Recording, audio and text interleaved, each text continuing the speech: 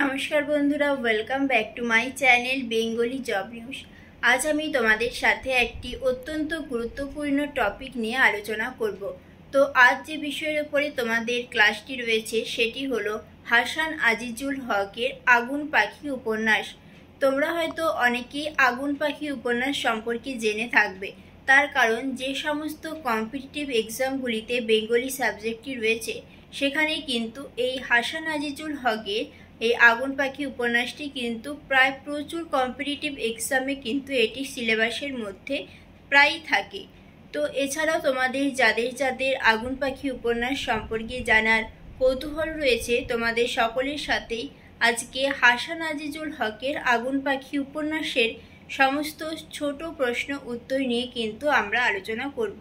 এই উপন্যাসের বিষয়বস্তু এবং শর্ট কোশ্চেন অ্যান্সার তোমরা আজকের ভিডিওটি যদি সম্পূর্ণ দেখো তাহলে পুরোটি কিন্তু জানতে পারবে। তো চলো আজকের ভিডিওটি শুরু করা যাক। তো আজকের শর্ট কোশ্চেন অ্যান্সার নিয়ে আমরা যে আলোচনা করব সেখানে সর্বপ্রথম প্রশ্ন রয়েছে যে আগুন পাখি উপন্যাসটির লেখক কে। আমরা প্রথমে আলোচনাতে বলেছি যে হাসান আজিজুল হক হলেন এই আগুন পাখি উপন্যাসের লেখক। এবং নেক্সট কোশ্চেন যে আগুন পাখি উপন্যাসটি কত সালে পাঠকের হাতে এসে পৌঁছালো। তো এর অ্যান্সার কি রয়েছে দেখো, 2006 সালে আমাদের অর্থাৎ পাঠকের হাতে এসে পৌঁছালো লেখালেখির প্রায় 5.5 দশকান্তে তার তেজোদীপ্ত জবাব আগুন পাখি। আগুন পাখি উপন্যাসের প্রকাশকাল দেখো, আগুন পাখি উপন্যাসের প্রকাশকাল কিন্তু প্রথমে উপন্যাসটির অর্ধেকাংশ অর্থাৎ 2005 সালে প্রথম আলো ঈদ সংখ্যায় প্রকাশিত হয়েছিল। যার আগুন পাখি উপন্যাসটি কি নামে প্রকাশিত হয়েছিল সেটি হচ্ছে অপরূপ কথা নামে। আগুন পাখি উপন্যাসের অর্ধেকাংশ কিন্তু অপরূপ কথা নামে প্রকাশিত হয়েছিল 2005 সালের প্রথম আলো ঈদ সংখ্যায়। এরপর দেখো 2006 সালে অর্থাৎ তার পরের বছরই ফেব্রুয়ারিতে কাইয়ুম চৌধুরীর আঁকা প্রচ্ছদে সন্ধানী প্রকাশনী থেকে 224 পৃষ্ঠায় কিন্তু এই উপন্যাসটি বের হয়। তাহলে বুঝতেই পারছে যে প্রথমে 2005 সালে এবং তারপর 2006 সালে কিন্তু উপন্যাসটি সম্পূর্ণরূপে প্রকাশিত হয়েছে। 4 মাসের মধ্যেই প্রকাশিত হলো বইটির দ্বিতীয় মুদ্রণ। অর্থাৎ এই যে 2006 সালে বইটি প্রকাশ পেল তারপর অর্থাৎ 4 মাসের মধ্যে বইটির দ্বিতীয় মুদ্রণটি প্রকাশিত হয়েছে। এবার আমরা জানব যে দৈনিক প্রথম আলো পত্রিকায় 1412 বর্ষ সেরা গ্রন্থের স্বীকৃতি দিল এই আগুন পাখি উপন্যাসটিকে। আগুন পাখি উপন্যাসের যে সর্বশ্রেষ্ঠ যে স্বীকৃতি অর্থাৎ বর্ষ সেরা অর্থাৎ 1412 বর্ষ সেরা 1412 সালে দৈনিক প্রথম আলো পত্রিকায় কিন্তু এটি বর্ষ সেরা হিসেবে এই গ্রন্থটি স্বীকৃতি পেয়েছে। 2 বছর পর অর্থাৎ 2008 সালে এই বইটি এনে দিয়েছিল আনন্দ পুরস্কার। অর্থাৎ আগুন পাখি উপন্যাসটি প্রথম পুরস্কৃত হয় হচ্ছে 2008 সালে। আনন্দ পুরস্কার পেয়েছিল এই হাসান আজিজুল হকের আগুন পাখি উপন্যাসটি। তো এই যে আমরা আলোচনা করলাম প্রথমে আগুন পাখি উপন্যাসটি নিয়ে, কত সালে প্রকাশিত হয়েছে, কোন পত্রিকায় প্রকাশিত হয়েছে, এই সমস্ত কিছু নিয়ে কিন্তু আমরা জানলাম। এবার আমরা আগুন পাখি উপন্যাসের ভিতরের যে অংশ রয়েছে সেখান থেকে বেশ কিছু গুরুত্বপূর্ণ শর্ট কোশ্চেন অ্যান্সার নিয়ে আমরা আলোচনা করব। তো প্রথমেই জানব যে আগুন পাখি উপন্যাসটা যে লেখা হয়েছে সেটি কোন পুরুষে বর্ণিত অর্থাৎ কোন পুরুষে লেখা হয়েছে। তো আগুন পাখি উপন্যাসটি পড়লেই বুঝতে পারবে যে সেটি কিন্তু উত্তম পুরুষে লিখিত হয়েছে বা বর্ণিত হয়েছে।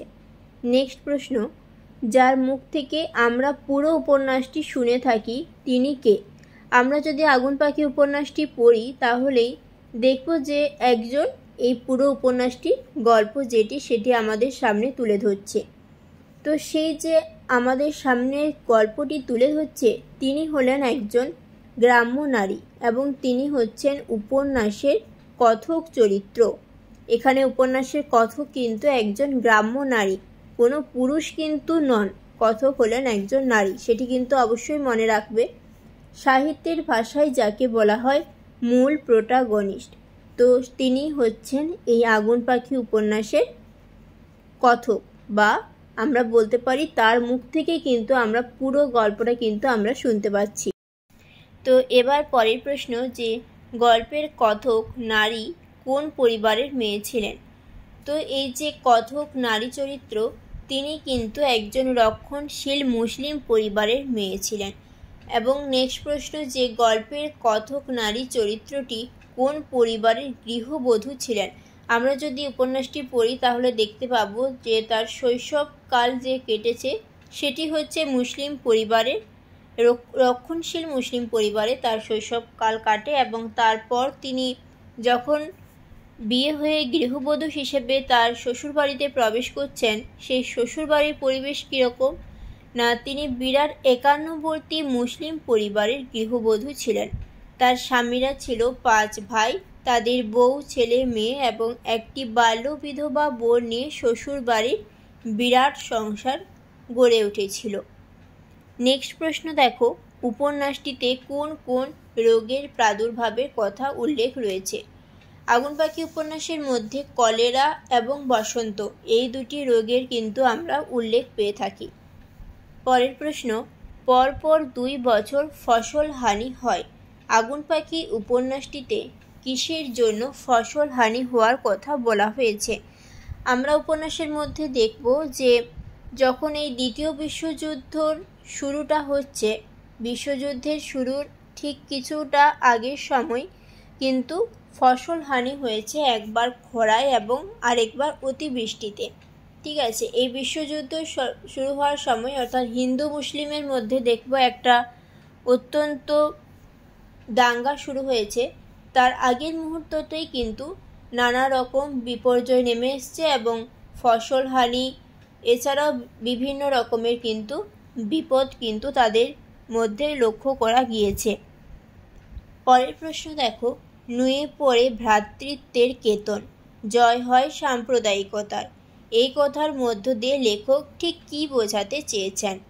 এরকম প্রশ্ন এলে এর উত্তরে কি বলতে হবে? যে সহাবস্থানের ইতিহাস ভুলে ধর্মোন্নত হিন্দু মুসলমান অবতীর্ণ হয়েছে ভ্রাতৃঘাতী দ্বন্দ্বে। নিদারুণ দুঃখে কথক প্রত্যক্ষ করেন তার প্রতিবেশী হিন্দু মুসলমানেরা, যারা এতদিন পরস্পরের পাশে দাঁড়িয়েছে, সব সময় হয়েছে সুখ দুঃখের সাথী, তারাই আজ রামদা ছুরি নিয়ে লিপ্ত হয়েছে মারামারি। তাই কবি এই উক্ত বিবৃতিটি করেছেন। অর্থাৎ তিনি দেখেছেন যে একটা সময় যখন তার প্রতিবেশীরা হিন্দু মুসলমানেরা তারা যে কোনো বিপদে পড়েছে না কেন, তারা কিন্তু উভয়ে সাহায্যের হাত বাড়িয়ে দিয়েছে। কিন্তু যখন এই ধর্ম নিয়ে একটি বিবাদ শুরু হয়ে গেল, এই ধর্মের কারণেই তারা পুরো দুজনে আলাদা হয়ে গেল, দুদিকে সরে গেল, এবং তারপরে এই ছুরি কাটি রামদা এই সমস্ত নিয়ে কিন্তু তারা মারামারির পর্যায়ে কিন্তু পৌঁছে গেছে।